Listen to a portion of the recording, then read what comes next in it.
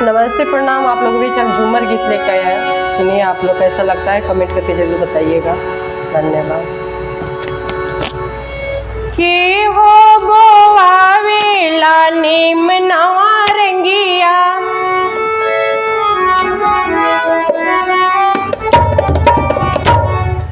के हो बोआवेला नीम नवा रंगिया,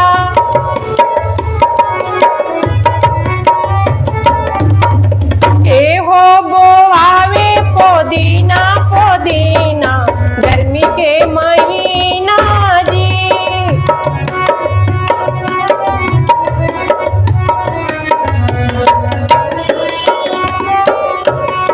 ससुर भसुर बोवेला पुनीम नवा रंगिया,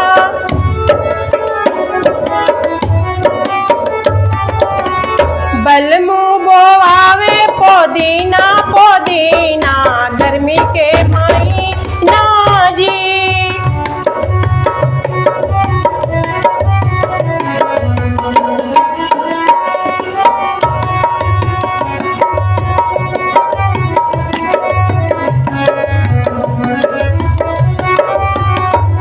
काहो करन के नीम नवा रंगिया,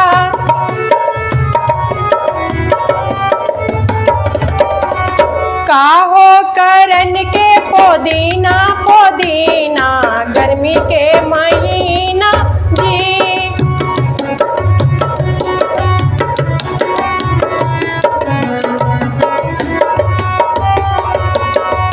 हवालेवन के नीम नवा रंगिया,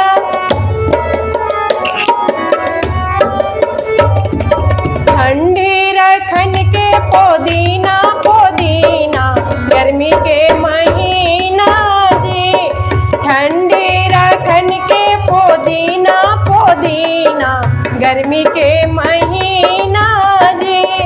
ठंडी रखन के पुदीना पुदीना गर्मी के महीना जी। के हो बोआवेला नीम नवा रंगिया, के हो बोआवेला नीम नवा रंगिया, के हो बोआवे पुदीना पुदीना गर्मी के महीना।